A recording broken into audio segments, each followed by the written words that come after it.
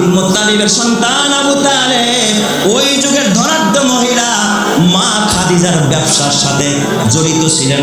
খাজা আবু তালেব নবীজির চাচা। একদিন মা খাদিজার ডাক দিয়া কয়, ও আবু তালেব, আমার ব্যবসায়ী দায়িত্ব যার কাছে সেই মাইরা খায়, সেই ভেজাল করে একজন আমানতদার লোক চাই। আবু তালেব ডাক দিয়া বলে, খাদিজা, আমার আপন ভাতিজা মোহাম্মদ, যাকে গোটা বিশ্বের মানুষ আল আমিন বলে, আরবের মানুষ, তাকে দায়িত্ব দিতে পারেন। মা খাদিজা আবু তালেবের কথা আমার নবীকে দায়িত্ব দেয় পরীক্ষা করার জন্য। মা খাদিজা একজন দাস তার একজন কৃত দাস সাথে দিয়ে দেয়, তুমি দেখবা মোহাম্মদ 2 নম্বরে করে কিনা, ব্যবসার মধ্যে ভেজাল করে কিনা। আমার নবী যখন ব্যবসার মাল নিয়ে যায়, ওই কৃত দাস সাথে সাথে নজর করে দেখি কি দেখা যায়। ব্যবসা শেষে যখন কাফেলা বাসায় ফেরল, মা খাদিজা দেখতেছে ব্যবসার মধ্যে কয়েক গুণ লাভ হয়েছে।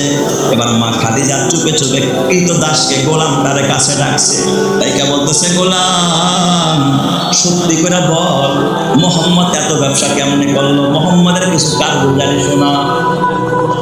এই গোলামটা ডাক দিয়া কয়, ও খাদিজা, আপনি তো জানেন না, জীবনে এই দৃশ্য আমি কোনোদিন দেখি নাই। মোহাম্মদ এই মাল নিয়ে যখন বাজারে রওনা করে কোনো মার্কেটে যায়, রাস্তায় দেখি একদিন শুয়ে পড়ছে বিশ্রাম নেওয়ার জন্য, ক্লান্ত হয়ে গেছে, রৌদ্রের ভিতরে প্রচন্ড রোদ। কোথা থেকে দেখি একটা গাছ বাঁকা হইয়া নবী মোহাম্মদের মাথার উপরে দেখি ছায়া দান করতেছে। চিৎকার মেরে কন্যা আল্লাহু আকবার। আর কি দেখছো? ও খাদিজা, আমি দেখেছি মোহাম্মদ যখন আপনার ব্যবসায়ী মাল মার্কেটে উঠাইছে, মালের কোয়ালিটি তেমন ভালো না, কিন্তু মোহাম্মদরে দেখছি মালের মধ্যে যখন হাতটা বোলায়া দিছে, একটু হাত দিয়া মালের মধ্যে নাড়াচাড়া দিছে, দেখি বাজারের সব কাস্টমার আর কোনো মালের দিকে না যায় এই মাল কেনার জন্য তারা সিরিয়াল লাগাইছে। চিৎকার মেরে কন সুবহানাল্লাহ। এটা শুধু তাই না, মোহাম্মদ যা করতে চায় ও চিরে সহজে হয়ে যায়। মা খাদিজার আর বুঝতে বাকি নাই এর ভিতরে তো অলৌকিকতা আছে, হতে পারে এই লোকটাই আখেরি জমানার পয়গম্বর। মা খাদিজার দিলের মধ্যে তামান্না। অনেক নাস্তিক আর মুরতাদরা কয় যে নবী মোহাম্মদ একজন বুড়া মানুষকে 25 বছরের যুবক হয়ে 40 বছরের একটা বুড়িরে বিয়া করছে মালের লোভে। নাউজুবিল্লাহ। কোন সবার নাস্তিকরা কয় সম্পদের লোভে তার বিয়ে করছে। জোরে কর নাউজুবিল্লাহ। মা খাদিজা প্রস্তাব দিছে, তার একজন বান্ধবী নাফিসার সাথে গল্প করতেছে, নাফিসা, ইদানিং আমার একজন ব্যবসায়িক পার্টনার আছে, এত ভালো, তারাই প্রশংসা করে। কোন বান্ধবীর জবানে যখন কোন পুরুষের প্রশংসা শুনে, বান্ধবী মনে মনে কয় তুমি বুঝি তারে পছন্দ করছো। মা খাদিজা অকপটে বলে যে, ও নাফিসা, 2টা স্বামীর ঘর ছেড়ে আসছি, 2টা স্বামীর কাছ থেকে ডিভোর্স পেয়েছি। ও নাফিসা, কোন পুরুষের মন আমি পাই নাই, জোগাইতেও পারি নাই, আমি আমানতদার পাই নাই, কিন্তু আমার গোলামের জবানে মোহাম্মদের ব্যাপারে যেমন কথা শুনেছি, এর মতো মানুষ আর চেহারার দিকে তাকায়া দেখেছি, এর মতো মানুষ আসমান আর জমিনের নিচে আর কেউ হতে পারে না। চিৎকার মেরে কন সুবহানাল্লাহ। কয় তাহলে প্রস্তাব দিয়ে দেন। আবু তালেবের কাছে প্রস্তাব নিয়ে যায়। আবু তালেব নবীজির কাছে যখন প্রস্তাব দেয়, নাফিসা কয় আমি এটা জানি না, আমার একজন গার্জিয়ান আছে, আমার চাচা আবু তালেব। আবু তালেবের প্রস্তাব দিলে আবু তালেব তখন রাজি হয়ে যায়। এরপরে মা খাদিজার সাথে আমার নবীর বিয়ে হয়। তাহলে আপনারা বলেন, আমার নবীজির কাছে মা খাদিজা, নবীজি প্রস্তাব দিয়েছেন না মা খাদিজা নিজে প্রস্তাব দিয়েছেন? জিবরাইল আলাইহিস সালাম নবীজির কাছে ওহী নিয়ে আগমন করেন, কিন্তু একবার ফাতরাতে ওহী কোন এক কারণবশত মক্কায় নবীজির অবস্থান, জিবরাইলের আগমনটা বন্ধ হয়ে গেল। জিবরাইল নবীজির কাছে আসে না। নবীজি মনক্ষুণ্ণ হলেন, আল্লাহ, বুঝি না কেন গো জিবরাইল আসে না, কেন তুমি আমার সাথে কথা বলো না? নবীজির মন খারাপ। এই খবরটা সব জায়গায় ছড়িয়ে গেল, সব জায়গার মধ্যে মানুষ কানাঘুষা আরম্ভ করলো। মনে হয় মুহাম্মদের রব, মুহাম্মদ যে রবের কথা বলে ওই রব মনে হয় মুহাম্মদের প্রতি রাগ করেছে, গোসা করেছে। মুহাম্মদের রব মুহাম্মদকে ছেড়ে দিয়েছে। মুহাম্মদের কাছে যেই লোকটা আসতো, যিনি আগমন করতো, সেও আসা বন্ধ করে দিয়েছে। এই খবর কাফের মুশরিক বেঈমানেরা মক্কার অলিগলিতে সব জায়গায় গিয়ে বেড়াইতে লাগলো। এমনকি নবীজির আপন চাচি আবু লাহাবের স্ত্রী উম্মে জামিল, এই আবু লাহাবের বিবি নবীর আপন চাচি, সেও এলাকার ভিতরে তবলা বাজাইতে লাগলো আর বলতে লাগলো, জানোনি মুহাম্মদ যে রবের কথা কয় মুহাম্মদের রব মুহাম্মদকে ছেড়ে দিয়েছে। এমনকি তার কাছে যে একটা শয়তানের আগমন করতো, জোরে বলেন না নাউজুবিল্লাহ, জিবরাইল এসে শয়তান, তার কাছে যে শয়তানের আগমন করতো সেও আগমন বন্ধ করে দিয়েছে, মুহাম্মদকে তার রব ছেড়ে দিয়েছে। এই খবর যখন আমার নবীর কানে আসলো, আমার নবী মনক্ষুণ্ণ, আমার নবী চেহারাটা ভার করে বসে আছে, আমার নবীর মনে শান্তি নাই, নবীজির মনে বড় টেনশন। আহারে, মানুষ বিপদে পড়লে প্রতিবেশীরা আগায় আসে, মা থাকলে মা আগায় আসে, বাবা থাকলে বাবা আগায় আসে, চাচারা আগায় আসে, চাচিরা আগায় আসে, কিন্তু আয় আল্লাহ আমার তো বাবা নাই, আমার মা নাই, আমার আপন চাচি উম্মে জামিল আমার বিপদে বসে আরো উল্টা আমার বিরুদ্ধে বদনাম করতেছে। আমার নবীজির বড় মন খারাপ, আমার নবী বড় কষ্টে আছে, বড় বিপদে আছে, চেহারাটা মলিন করে বসে আছে। আমার আল্লাহ জিবরাইলকে ডাক দেখা, জিবরাইল কই রে? এই তামাম পৃথিবীর ভিতরে আমার বন্ধু মুহাম্মদুর রাসূলুল্লাহ বেজার থাকবে আর কাফের মুশরিক বেঈমানেরা আনন্দের হাসি হাসবে, এটা আমি আল্লাহ বরদাস্ত করতে পারি না। তাড়াতাড়ি আমার বন্ধু মুহাম্মদুর রাসূলুল্লাহর কাছে সূরাতুদ দুহাটা নিয়ে যাও আর আমার বন্ধুকে সুসংবাদ শোনায়া দাও, আমার বন্ধুকে আমি ছেড়ে দেই নাই এবং আমার বন্ধুর প্রতিও আমি রাগান্বিত হই নাই। চিৎকার মেরে কন্না আল্লাহু আকবার। आदम के लिए फकर ये अली नसबी है, मक्की मदनी हाशमी और मुत्तलिबी है, पाकीज़ा तरश अर्श समा जन्नत फिरदौस, आराम गाहे खाके रसूल अरबी है, आए ज़ाहिर बैते नबवी याद रहे ये, बेकायदा जंबे से लगबे अदबी है, आहिस्ता कदम नीचे निगाह पुष्टे सदा हो, काबिदा इहा रूह रसूल अरबी है, बुझ जाए तेरे सीटू से आए अबरे करम आग, जो आग मेरे सीनों में मुद्दत से लगी है, आए बहरे करम सदका हुसैन इब्ने अली का, आए बहरे करम सदका हुसैन इब्ने अली का, प्यासा हो मुझे शरबते दीदार पिला दो। जोरे जोरे कन्ना अल्लाहु আকবার। তাহলে বলেন আমার নবী বেজার হোক, এটা যিনি চান না তিনি কে? আল্লাহ তাআলা তখন সূরাতুদ দুহা নবীজির কাছে নাযিল করেন। সূরাতুদ দুহা নাযিল করার শুরুতে আল্লাহ তাআলা দুই জিনিসের কসম করলেন। মুফাসসিরিনে কেরাম লেখেন, আল্লাহ তাআলা কসম দিয়া কথা বললে যেমন গুরুত্বপূর্ণ হয়, কসম ছাড়া বললেও তেমন গুরুত্বপূর্ণ হয়। কিন্তু তারপরে দুনিয়া দারুল আসবাব, দুনিয়ার মানুষ কসম দিলে কথার মধ্যে গুরুত্ব বোঝে, তাই আল্লাহ তাআলা দুই জিনিসের কসম করেছেন, ওয়াদ-দুহা ওয়াল-লাইলি ইযা সাজা। ওয়াদ-দুহা মানে দুহার কসম, সুদীপ্ত আলোর কসম, সুপ্রভাতের কসম, প্রভাতের কসম, চাষের সময়ের কসম, যখন সূর্যটা আলোকময় হয় ওই সময়ের কসম। মুফাসসিরিনে কেরাম লেখেন আল্লাহ তাআলা দুহার কসম কেন করেছেন? ওই দুহার সময়টা আল্লাহর কাছে বড় দামি, চাষের সময়টা আল্লাহর কাছে বড় দামি। হাদিসে কুদসিতে আল্লাহ জাল্লা শানুহু বলেন, ক্বালা রাসূলুল্লাহি সাল্লাল্লাহু আলাইহি ওয়াসাল্লাম আনিল্লাহি আজ্জা ওয়া জাল্লা, ইয়া ইবনা আদম ইরকানি আরবা রাকাতিন মিন আউয়ালিন নাহার আকফিকা আখিরাহু। আল্লাহ জাল্লা শানুহু বলেন, হে বনি আদম, সকাল বেলা ওঠার পরে চাষের সময় তোমরা 4 রাকাত নামাজ পড়ো।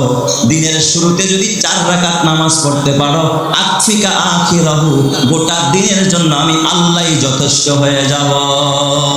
কেউ যদি এই চাষের সময় 4 রাকাত চাষের নামাজ পড়তে পারে, এই গোটা দিনের জন্য যিনি যথেষ্ট হবেন তিনি কে? আল্লাহ। তাহলে চাষতের নামাজ পড়া দরকার আছে না নাই? আল্লাহ তাআলা দুহার কসম করে, চাষতের কসম করে আল্লাহ তাআলা চাষতের গুরুত্ব বুঝাইছেন। ওয়াল্লাইলি ইজা সাজা, রাতের কসম, রাত্র যখন অন্ধকার হয়, নরমাল রাতের কসম আল্লাহ করে নাই। ওয়াল্লাইল, রাতের কসম, ইজা সাজা, রাত্র যখন গভীর হয়, রাত্র যখন অন্ধকার হয়, গভীর রাতের কসম করেছেন। কারণ গভীর রাতে যিনি বরকত দান করেন তিনি কে? বিকদরি কাদ্দিন তুকতাসাবুল মাআলি, বিকদরি কাদ্দিন তুকতাসাবুল মাআলি, মান তালাবাল উলা সাহিরাল লায়ালি। তুমি যদি মর্যাদা অর্জন করতে চাও, তুমি যদি দামি হতে চাও, গভীর রাতে উঠে রবের সাথে যোগাযোগ চালু করে দাও। কেউ যদি গভীর রাতে উঠে রবের সাথে সম্পর্ক করতে পারে, তাকে দামি বানিয়ে দিবেন যিনি, তিনি কে? এই জন্য আল্লাহ তাআলা বলেন, মিনাল লাইলি ফাতাহাজ্জাদ বিহি নাফিলাতাল লাক আসা আইয়াবআসাকা রাব্বুকা মাকামান মাহমুদা।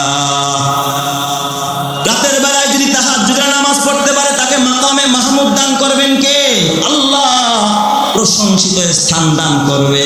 দেখেন না, এই যুগেও যদি কেউ তাহাজ্জুদ বুঝার আল্লাহওয়ালা হয়, কেউ যদি তাহাজ্জুদের নামাজ পড়ে, তার সম্মান দুনিয়া ও আখিরাতে যিনি বাড়িয়ে দেন তিনি কে? তাহাজ্জুদের দ্বারা মানুষের ইহকালীন পরকালীন ইজ্জত আল্লাহর কাছে বেড়ে যায়। এই জন্য আল্লাহ তাআলা ওই গভীর রাতের কসম বলেন, ওয়াল্লাইলি ইজা সাজা। আবার কেউ কেউ ব্যাখ্যা করেছেন না, ওয়াদ্দুহা মানে হলো আমার নবীর চেহারা, চেহারার সৌন্দর্যের কসম করেছেন। কারণ আমার নবীর চেহারা ছিল একেবারে দীপ্তময় সুন্দর। সুবহানাল্লাহ, যেরকম সবাই আমার নবীর চেহারার মতো এত সুন্দর মানুষ আসমানের নিচে জমিনের উপরে আল্লাহ তাআলা কাউকে বানায় নাই। যেরকম আল্লাহু আকবার। এত সুন্দর করে আমার নবীকে বানাইছেন যিনি, তিনি কে? ওয়াল্লাইলি ইজা সাজা। আর এখানে রাতের অন্ধকারের সাথে আমার নবীর চুল মুবারককে তাসবিহ দেওয়া হয়েছে। তার মানে আপনার ওই নিকশ কালো চুলের কসম, নবী আমার আপনার এই আলোক উজ্জ্বল চেহারার কসম, এবং আপনার কালোকে যেটা আপনার চেহারার সাথে মানানসই। কিছু কিছু কালো আছে যেটা চেহারার সাথে মানায় না। নবী আমার আপনার এই সুদীপ্ত চেহারার কসম, আব্দুহা মানে চেহারার কসম, ওয়াল্লাইলি ইজা সাজা। আর আপনার ওই নিকশ কালো কেশ, আপনার যে চুলগুলো আছে এর কসম করে বললাম, মা ওয়াদ্দাআকা রাব্বুকা ওয়া মা ক্বালা। কাফেররা কয় আপনাকে নাকি আল্লাহ ছেড়ে দিয়েছে, আল্লাহ নাকি আপনার প্রতি রাগ করেছে, গোসা করেছে। ও নবী আমার, আমি আপনার চেহারার কসম করে বলি, আপনার কালো কেশ, কালো মাথার চুলের কসম করে বলি, মা ওয়াদ্দাআকা রাব্বুকা ওয়া মা ক্বালা। আপনার রব আপনাকে ছেড়ে দেয় নাই, আপনার রব আপনার প্রতি রাগান্বিত হয় নাই। জোরে জোরে কন্না আল্লাহু আকবার। আরো জোরে ঈমানের আওয়াজে বলেন আল্লাহু আকবার। বলেন তো নবীর সাথে আছেন কে? আরো জোরে বলেন না কে? আমাদের সাথে আছেন কে? হক্কানি উলামায়ে কেরামের সাথে আছেন কে? এই জন্য পৃথিবীর কাফের মুশরিক বেঈমানেরা যতই ইসলামের বাতিকে নিভাইতে চায়, কেউ নিভাইতে পারবে না। কারণ বাতিটা যিনি জ্বালাইছেন তিনি কে? চেরাগে রাকে ইজাদবার ফারুজাদ, কাছে কাশতাফ জানাদেরি শাশবাসুজাদ, কাছে কাশতাফ জানাদেরি শাশবাসুজাদ। আল্লাহ তাআলার আদেশে যে বাতিটা জ্বলেছে, আল্লাহ তাআলার আদেশে যে বাতিটা জ্বলেছে, যেজন তারে নিভাতে চায় তার দাড়ি শুধু পড়েছে। যে নিভাইতে চাবে সেই পড়ে যাবে। কোনোদিন ইসলামের বাতিকে নিভাইতে কেউ পারবে না, কেউ পারে নাই, এখনো পারতেছে না, কিয়ামত পর্যন্ত পারবে না। ঠিক না? ঠিক যে দেখা আমার বাজান। এরপরে আরো একটা ব্যাখ্যা করেছেন মুফাসসিরিনে কেরাম, দুহার কসম আল্লাহ কেন করলেন? দেখবেন সূর্য যখন ওঠে, সূর্য যখন উদিত হয়, এই সূর্যেরও কিছু একদল বিরোধী আছে না নাই? কিছু কিছু প্রাণী আছে সূর্যের বিরোধিতা করে, যেমন চামচিকা, কথা কয়। তারপরে আপনার বাদুর, বাদুর কলা বাদুর যেটা কলা খায়, বলেন তো এই বাদুর দিনের বেলায় চোখে দেখে না, বেলা উঠলে ওর চোখ কি হয়ে যায়, বন্ধ হয়ে যায়। এই জন্য বেলা ডুবলে ওর সুবিধা হয়। এই জন্য কি করতে পারে, চুরি করতে পারে ভালোভাবে। এই দুনিয়ারও কিছু চোর আর বাটপার আছে, সিটার আছে, আছে না নাই? ও চুরি করতে গেছে, হঠাৎ বিদ্যুৎ চলে গেল, খুশি হয় না বেজা? ভালো হয়েছে অন্ধকারটা জমছে, চুরি করে মজা পাবো। চোরের জন্য আলো ভালো না অন্ধকার ভালো, বলেন তো? অন্ধকার ভালো। আল্লাহ তাআলা বুঝাইতে চায়, নবী আমার, আমি দুহার কসম করলাম, আপনার কাছে ওহী যেটা পাঠাই এটাও হলো সূর্য। সুবহানাল্লাহ জোরে কান সবাই। এটাও হলো আলো। এই আলো সবাই পছন্দ করে না। এই আলোর একদল বিরোধী আছে, আপনার কাছে যে ওহী পাঠাই ওহীর একদল বিরোধী আছে। আমি এই ওহীকে বন্ধ করে দিয়া সূর্যটাকে ডুবাইয়া দিয়া আমি একটু পরীক্ষা করতে চাই, কারা ওহীর পক্ষে আর কারা বিপক্ষে। ইয়া রাসূলুল্লাহ, দুনিয়ার সূর্য উঠলে যেমন গোটা দুনিয়াটা আলোকিত হয়, আপনার কাছে যেমন নবুয়তের আলো পাঠাইলাম, আপনি হলেন নবুয়তের আকাশের একটা সূর্য। আপনার দ্বারা গোটা পৃথিবী আলোকিত হবে, সমস্ত পয়গম্বররা আলোকিত হবে, সমস্ত মানুষ, নারী আর পুরুষ আর মাখলুকাতগুলো আলোকিত হবে। জোরে কোন সুবহানাল্লাহ। কাউনাইন কা মুখতারে খোদা তুমকো বানায়া, কাউনাইন কা মুখতারে খোদা তুমকো বানায়া, উম্মত का निगाहबान खुदा तुमको बनाया, उम्मत का निगाहबान खुदा तुमको बनाया। ओ फख्रे जहां फख्रे जमा फख्रे उमम है, ओ फख्रे जहां फख्रे जमा फख्रे उमम है, ये आहद बेमी में शाहे लौह कलम है, ये आहद बेमी में शाहे लौह कलम है। रुतबे में फदू सबसे ही अल्लाह से कम है, ये कौल शब रोज मेरा हक की कसम है, ये कौल शब रोज मेरा हक की कसम है। जोरे जोरे बोली सुबहानाल्लाह। আল্লাহ তাআলা জানায় দিলেন, হে নবী আমার, আপনার রব আপনাকে ছেড়ে দেয় নাই, আপনার রব আপনার প্রতি রাগ করে নাই, গোসা করে নাই। ওয়ালা সাউফা ইউতিকা রাব্বুকা ফাতারদা। হাবিব আমার, ওই সমস্ত পাগলের কথায় কি আসে যায়, কারণ পাগল কত কিছুই না বলে, ছাগল কত কিছুই না খায়। কে কি বলল নবী আমার, কান দিবেন না। ওয়ালা সাউফা ইউতিকা রাব্বুকা ফাতারদা। আপনার রব আপনাকে এত নিয়ামত দিবে, এত নিয়ামত দিবে, আল্লাহ তাআলা আপনাকে এত দিবে, এত দিবে, আপনি ওই নিয়ামত পায় আপনি আপনার রবের প্রতি খুশি হয়ে যাবেন। জোরে কোন সুবহানাল্লাহ। আল্লাহ তাআলা এত নিয়ামত আপনাকে দিবে, সুসংবাদ শোনায়া দিলেন কে? কি নিয়ামত আল্লাহ তাআলা আমার নবীকে দিবেন? এক হাদিসের মধ্যে আসছে, আমার আল্লাহ আমার নবীকে শাফাআতে কুবরা দান করবে। অন্য নবীরা যেটা পারবে না ওটা আল্লাহ তাআলা আমার নবীকে দিবে। জোরে জোরে কন্না আল্লাহু আকবার। এই জন্য আল্লাহ নবী কইলি কুল্লি নাবিয়্যিন দাওয়াতুন মুস্তাজাবা ফাতাআজ্জালা কুল্লু নাবিয়্যিন দাওয়াতাহু ওয়া ইন্নী ইত্তিবাতু দাওয়াতি শাফাআতান লি উম্মতি। আল্লাহ নবী ডাক দেখা, উম্মতেরা, সব নবীকে আল্লাহ তাআলা একটা অধিকার দিয়েছে, নবীরা চায়া চায়া আমার কাছ থেকে নাও, চাইতে দেরি আল্লাহ কবুল করতে দেরি নাই। আদম নবী বিপদে পড়ছে, আল্লাহকে ডাক দিয়েছে, রব্বানা যালামনা আনফুসানা ওয়া ইল্লাম তাগফির লানা ওয়া তারহামনা লানাকুনান্না মিনাল খাসিরিন। আদম নবীর তওবা কবুল করেছেন কে? হযরত ইউনূস আলাইহিস সালাতু ওয়াস সালাম মাছের পেটে গিয়া দোয়া করেছে, লা ইলাহা ইল্লা আনতা সুবহানাকা ইন্নী কুনতু মিনাজ জালিমিন। ওই হযরত ইউনূস নবীর দোয়া কবুল করেছেন কে? দোয়া করতে দেরি, কবুল হইতে একটা সেকেন্ড দেরি নাই। ফাস্তাজাবনা লাহু ওয়া নাজ্জাইনাহু মিনাল গাম্মি ওয়া কাযালিকা নুনজিল মুমিনিন। আইয়ুব নবী বিপদে পড়েছে, ওয়া আইয়ুবা ইয নাদা রাব্বাহু আন্নী মাসানিয়াদ দুরু ওয়া আনতা আরহামুর রাহিমিন। বিপদে পড়া আইয়ুব নবী ডাক দিছে, আল্লাহ তুমি তো আরহামুর রাহিমিন। আল্লাহ ডাক দিয়া ফাস্তাজাবনা লাহু ফাকাশাফনা মা বিহি মিন দুররিন ওয়া আতাইনাহু আহলাহু ওয়া মিসলাহুম মাআহুম রাহমাতাম মিন ইনদিনা যাকিরিনা ওয়া যিকরা লিল আবিদিন। আমি আল্লাহ আমার আইয়ুবের ডাকে সাড়া দিলাম, আর আমি আল্লাহ তার নিয়ামতকে দ্বিগুণ করে দিলাম, বাড়ায়া দিলাম। জোরে জোরে কোন সুবহানাল্লাহ। আল্লাহ তাআলা সব নবীর দোয়া কবুল করেছে। ইব্রাহিম খলিলুল্লাহ নমরুদের আগুনের মধ্যে পড়েছে, আল্লাহ তাআলা খলিলের ডাকে সাড়া দিয়া ডাক দিয়া কয় ইয়া নারু কুনি বারদাও ওয়া সালামান আলা ইব্রাহিম। আল্লাহ সঙ্গে সঙ্গে সব নবীর দোয়া কবুল করেছে। নবী আমার ডাক দিয়া কয় উম্মতেরা, আমি মুহাম্মদ তায়েফের ময়দানে বিপদে পড়েছি। আমাকে একবার আর দুইবার নয়, তিনবার তায়েফবাসী আমাকে পাথর মেরে বেহুশ করে জমিনের মধ্যে ফালায়া দিছে। জিবরাইল আইসা আমার ডাক দিয়া কয় ইয়া রাসূলুল্লাহ, যদি অনুমতি দেন তায়েফের সব মানুষগুলোকে ধ্বংস করে দিব। কিন্তু আমি বলেছি আল্লাহ তারা বুঝে না, আমার উম্মতগুলোর আপনি মাফ করে দেন, আমি বদদুয়া করি নাই। আমি মুহাম্মদ উহুদের ময়দানে আমার দান শহীদ হয়ে গেছে, মাথায় লোহার কড়া ঢুকেছে, আমার দাঁত থেকে আমার মাথা থেকে রক্ত বের হইতেছিল। জিবরাইল আমিন ডাক দিয়া কয় ইয়া রাসূলুল্লাহ, আপনি যদি অনুমতি দেন উহুদ পাহাড় দিয়া উহুদবাসীকে ধ্বংস করে দিব। কিন্তু আমি তখনও বদদুয়া করি নাই, আল্লাহর কাছে আমি কিছু চাই নাই, বলছি আল্লাহদেরকে মাফ করে দেন, আর বুঝে না।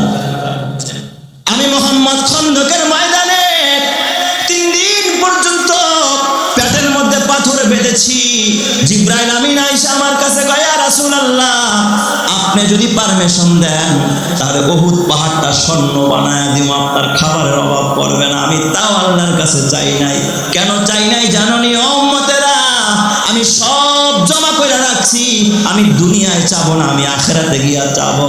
হাসরের ময়দান আমার উম্মতেরা যেদিন বিপদে পড়ে যাবে, পানি পানি বলে চিৎকার করবে, যেদিন আদম সফিউল্লাহ নাফসি নাফসি করবে, মুসা কালিমুল্লাহ নাফসি নাফসি করবে, ইব্রাহিম খলিলুল্লাহ নাফসি নাফসি করবে, ওই দিন আমি মুহাম্মদ আরশের নিচে সিজদায় পড়ে আমি বলবো রব্বি হাবলি উম্মতি, আল্লাহ আমার উম্মতকে বাঁচাও। ওই দিন আমার আল্লাহ আমি যাকে বলবো আমার ওই উম্মতকে মাফ করে জান্নাত দিয়া দিবে। চিৎকার মেরে কোন সুবহানাল্লাহ।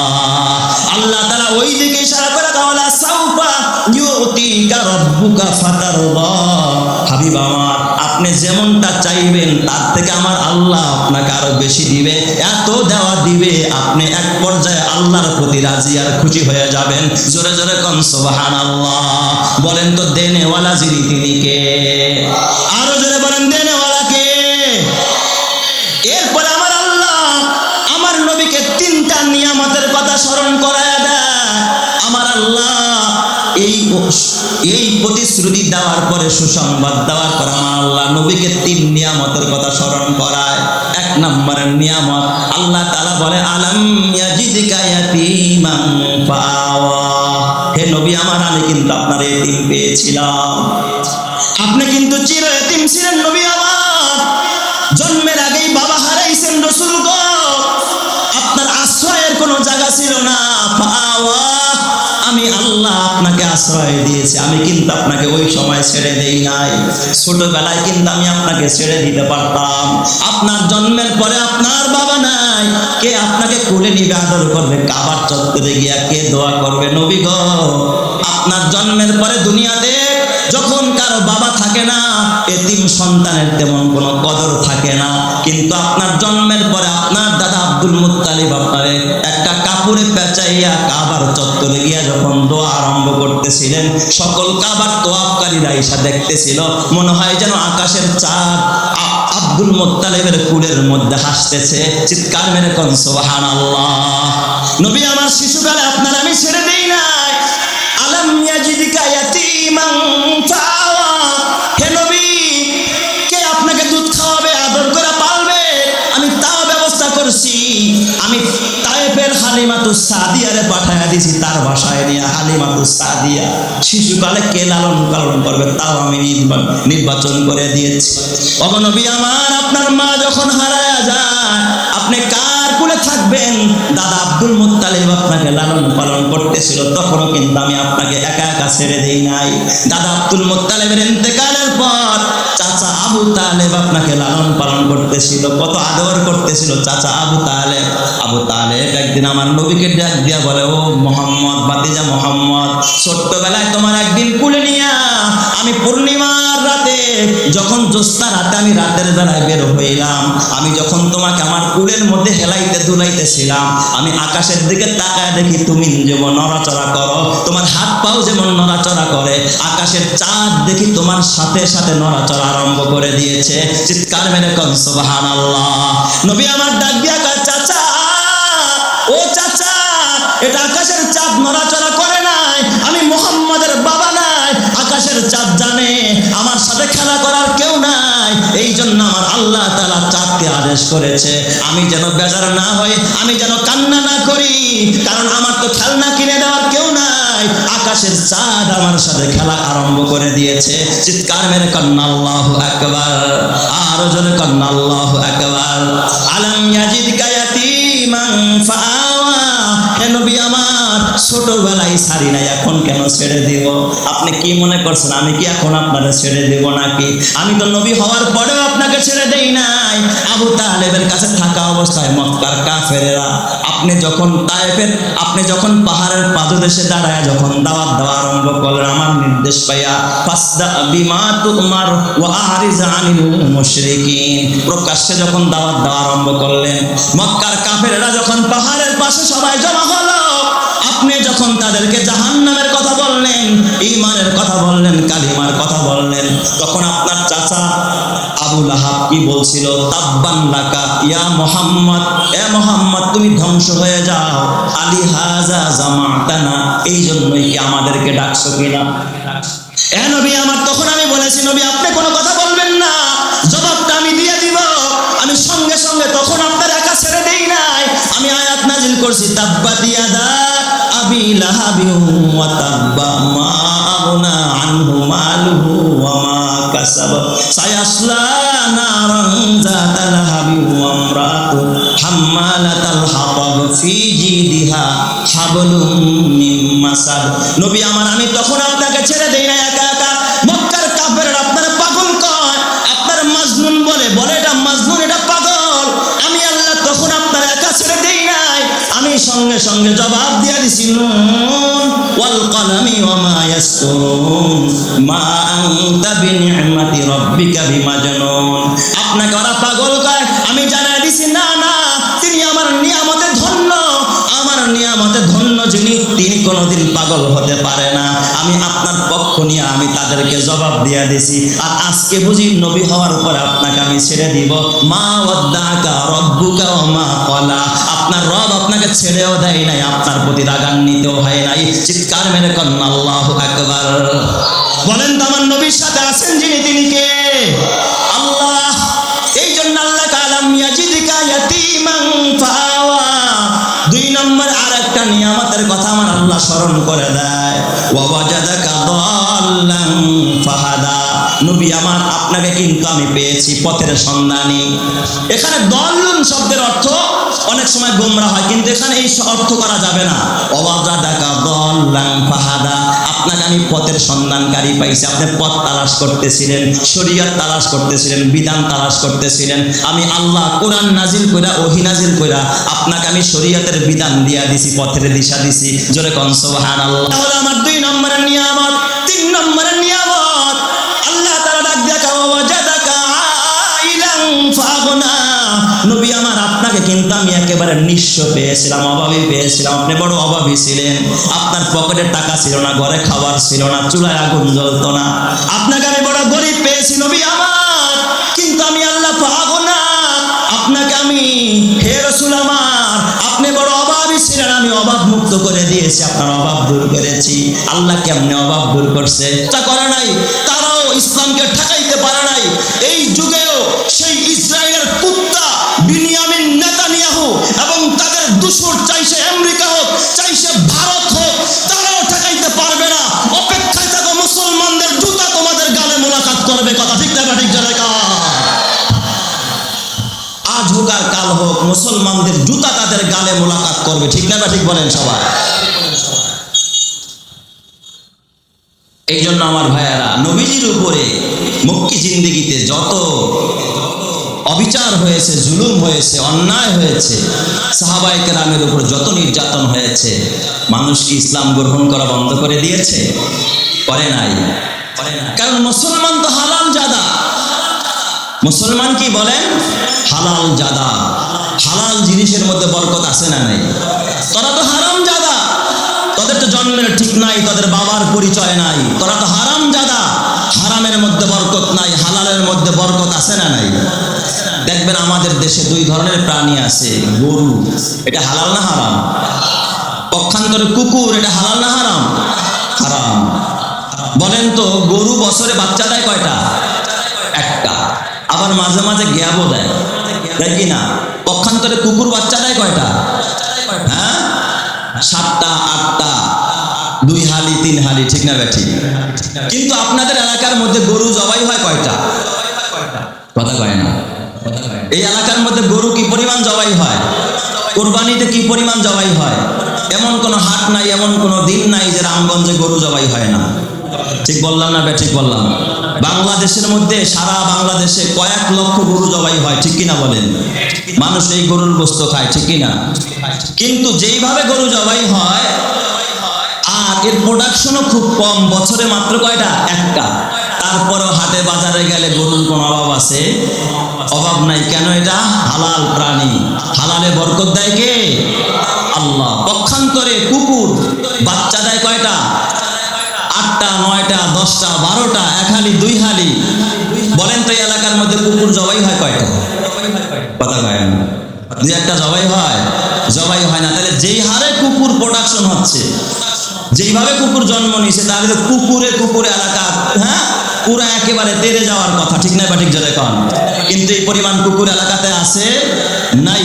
কারণ এটা কি? হারাম প্রাণী। হারামের মধ্যে কোনোদিন বরকত নাই, হালালের মধ্যে বরকত আছে। এই জন্য আমি ব্যর্থ কণ্ঠে বলবো, হে ইসরায়েলের কুত্তা, তুই জেনে রাখিস, তুই মুসলমানদের রক্ত নিয়ে হোলি খেলা শুরু করেছ, মুসলমানদেরকে শেষ করার জন্য নানা ষড়যন্ত্রে মেতে উঠেছ। আজ হোক আর কাল হোক, মুসলমানদের জুতা তোর গালে মোলাকাত করা ছাড়া কোনো রাস্তা নাই। কথা ঠিক না ঠিক জোরে কন? আমার ভাইয়েরা, আমার নবীজিকে যিনি পরিচালনা করেন তিনি কে? আমার নবী কিসের দ্বারা পরিচালিত? ওহীর দ্বারা পরিচালিত। কিসের দ্বারা? মুহাম্মদ হারগিজ না গুফতা তা না গুফতা জিবরাইল। মুহাম্মদ হারগিজ না গুফতা তা না গুফতা জিবরাইল। জিবরাইল হারগিজ না গুফতা তা না গুফতা রব্বুল জলিল। আল্লাহ জিবরাইলে কিছু না বললে জিবরাইল আমার নবীরে কিছু পায় না, আর জিবরাইল কিছু না বললে আমার নবীও কিছু পায় না, ঠিক না ঠিক জোরে কর? তাহলে আমার নবী কিসের দ্বারা পরিচালিত? ওহীর দ্বারা পরিচালিত। সব নবীদের কাছে ওহীর আগমন হয়েছে। আদম নবীর কাছেও জিবরাইলের আগমন, নূহ নাজিহুল্লাহর কাছেও জিবরাইল এসেছে, হযরতে ইব্রাহিম খলিলুল্লাহর কাছেও জিবরাইলের আগমন ঘটেছে, ইসমাইল জবিহুল্লাহর কাছেও জিবরাইল আলাইহিস সালামের আগমন ঘটেছে, ওহীর আগমন হয়েছে। হযরতে মুসা কালিমুল্লাহর কাছেও জিবরাইল এসেছে, ওহী এসেছে। কিন্তু আমার বাজান ঈসা রূহুল্লাহর কাছে ওহী এসেছে, কারো কাছে 10 বার, কারো কাছে 20 বার, কারো কাছে 100 বার, কারো কাছে 300 বার, কারো কাছে 1000 বার। কিন্তু আমার পয়গাম্বর, আপনার পয়গাম্বর, আখিরি জামানার পয়গাম্বর নবী মুহাম্মদুর রাসূলুল্লাহর কাছে হযরতে জিবরাইল আমিন 1 বার আর 2 বার নয়, 24,000 বার জিবরাইল আগমন করেছে। কতবার? জোরে কর না, কতবার? 24,000।